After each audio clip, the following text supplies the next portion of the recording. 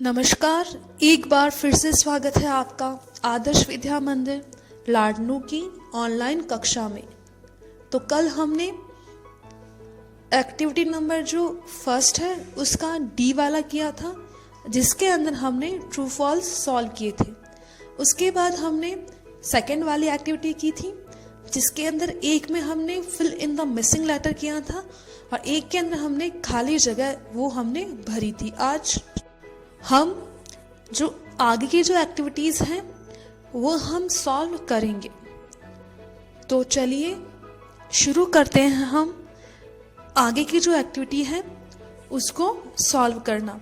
आपको वीडियो ध्यान से देखना है ताकि आप समझ पाओ कि जो क्वेश्चंस हैं वो कैसे सॉल्व किए जा रहे हैं। तो चलिए हम शुरू करते हैं नेक्स्ट क्वेश्चन आंसर को सॉल्व करना। Let's start.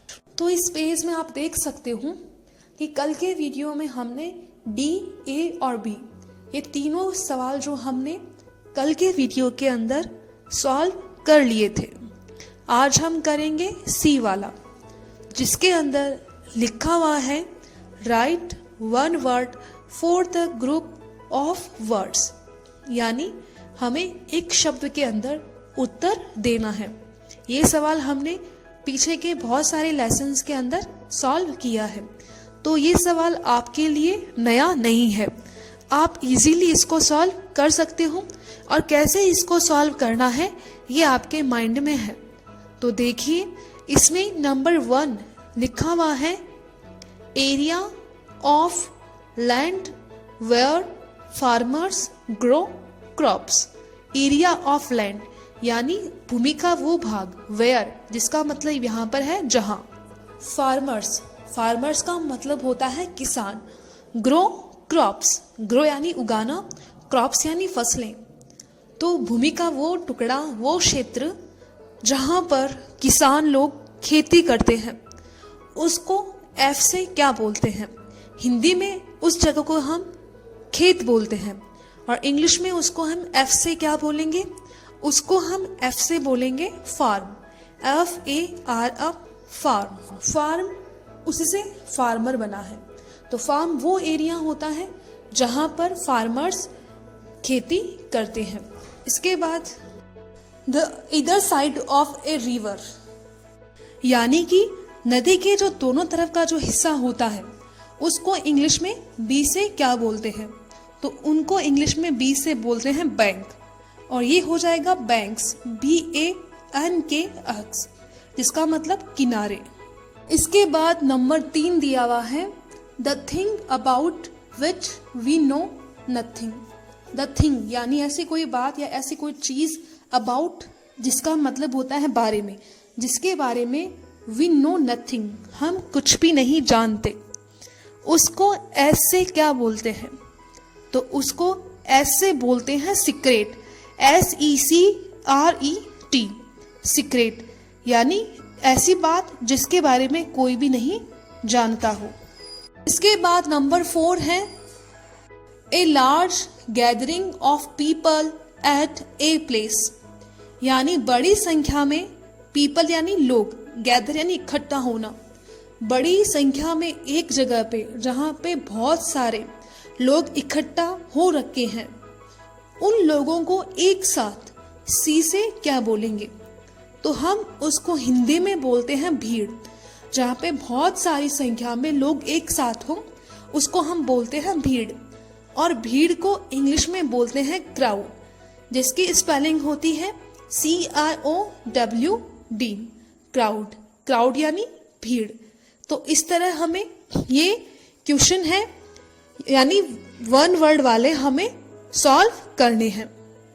इसके बाद है एक्टिविटी नंबर 3, जिसमें ए में लिखा हुआ है in pairs read the lines from the poem which tell, यानी हमें ग्रुप्स बना के, जोड़ी बना के ये कुछ लाइंस है वो हमें पढ़नी है जो कि हमने पोएम के अंदर पढ़ी थी। That the writer loves the stay and play in his her village. That the writers village is noise and crowd free.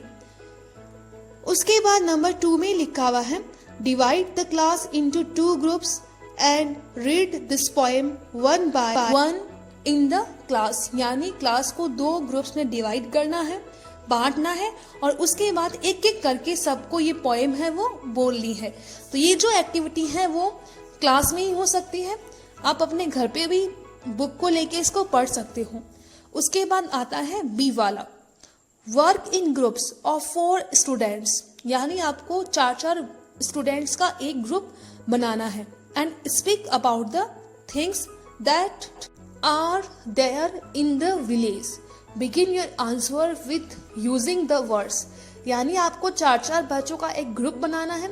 उसके बाद उन चीज़ों के बारे में आपको बताना है जो कि आपके गांव के अंदर है। Begin your answer with using the words that is there are, यानी आपको बताना है कि आपके गांव में क्या क्या चीज़ें हैं और उन सेंटेंस को स्टार्ट करना है देयर इज या there are. For example, there is a post office in my village, यानी अगर कोई चीज़ एक ही है आपके गांव में तब तो देयर इज बोलना है। जैसे कि मैंने बोला है there is a post office in my village, मेरे गांव के अंदर एक पोस्ट ऑफिस है। और अगर आपके गांव में कोई चीज़ एक से ज़्यादा है तो उसके लिए हमें काम में लेना है देयर आर। जैसे कि there are 5 schools in my village, यानी मेरे गांव के अंदर 5 विद्यालय हैं। तो इस तरह आप नीचे दिए गए सेंटेंस देयर इज और देयर आर से आपको स्टार्ट करना है और आप बता सकते हो कि आपके गांव में क्या क्या है। तो देखिए, पहला मैंने बोला ही है, there is a higher secondary school in my village, there is a post office in my village, there is a primary health centre, यानी छोटा एक क्लिनिक वो मेरे गांव में है, there is a ration shop, यानी एक राशन की शॉप है। ये जो पीले ब्रैकेट के अंदर आपको वर्ड्स दिख रहे हैं, इन्हीं में से मैं, यानी इनकी हेल्प से आप वो वर्ड्स है वो आप बना सकते हो। तो ये भी एक्टिविटी ऐसी है जो कि क्लास के अंदर ही सॉल्व हो सकती है। उसके अलावा there is a park in my village, there is a temple, a mosque, a gurdwara, a church in my village, यानी चारों में से आप कुछ भी काम में ले सकते हो। There is a bus stand in my village, there are vendors selling different things in my village. अब यहाँ पे देखिए वेंडर्स बहुवचन लिखा हुआ है, इसलिए मैंने देयर आर यूज करा है। कोई चीज़ अगर आपके गांव में एक है तो देयर इज काम में लेना है, और कोई चीज़ अगर आपके गांव में एक से ज़्यादा है तो देयर आर काम में लेना है। तो इस तरह आपको ये सेंटेंस क्लास में ग्रुप बना के आपको बोलने हैं। There are many houses in my village, यानी मेरे गांव में बहुत सारे गांव हैं। There are many streets in my village, मेरे गांव में बहुत सारी गलियां हैं। There are cows, goats, oxen, camels, यानी कुछ भी आप ये वर्ड यूज कर सकते हो इनके हेल्प से।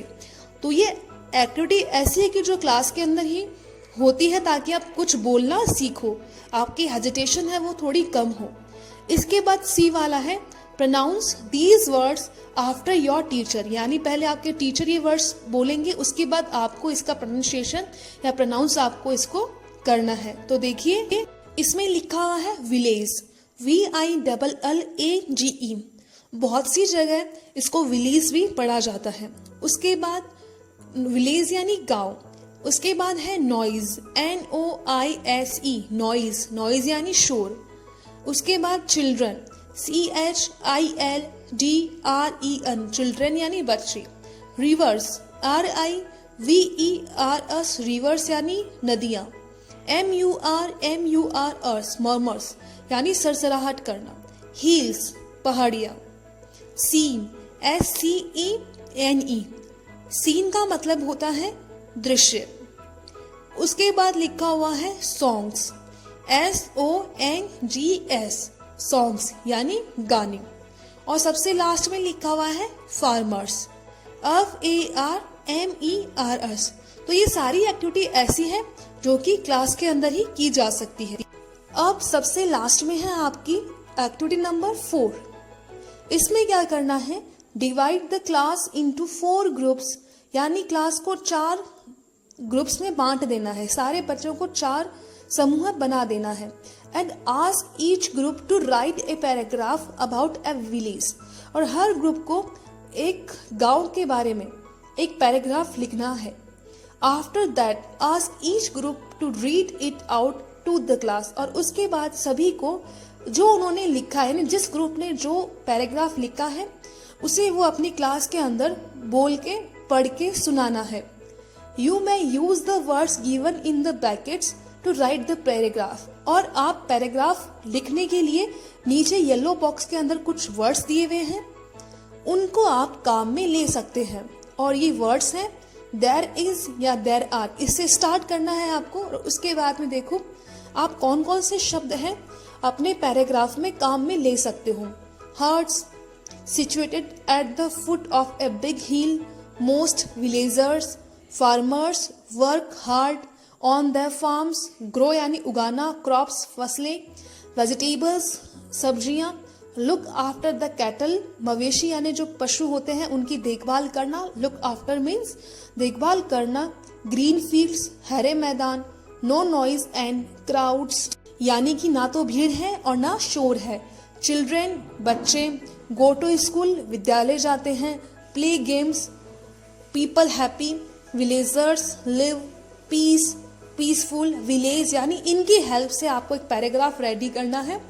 हर ग्रुप को 4 ग्रुप, जैसे मान लीजिए आपकी क्लास में 40 बच्चे हैं तो 10-10 बच्चों का एक ग्रुप बन जाएगा और सबको अपने अपने हिसाब से एक पैराग्राफ लिखना है और उसको लिखने के बाद में सबके सामने पढ़ के सुनाना है।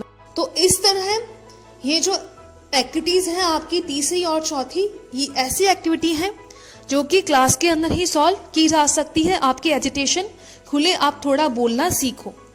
तो आज के लिए इतना ही। लेसन 11 आपका यहाँ पर कंप्लीट होता है। आगे हम लेसन नंबर 12 पढ़ेंगे जो आपको नेक्स्ट वीडियो के अंदर मिलेगा। आज के लिए इतना ही। आई होप आपको ये लेसन पूरा समझ में आया होगा। Thank you.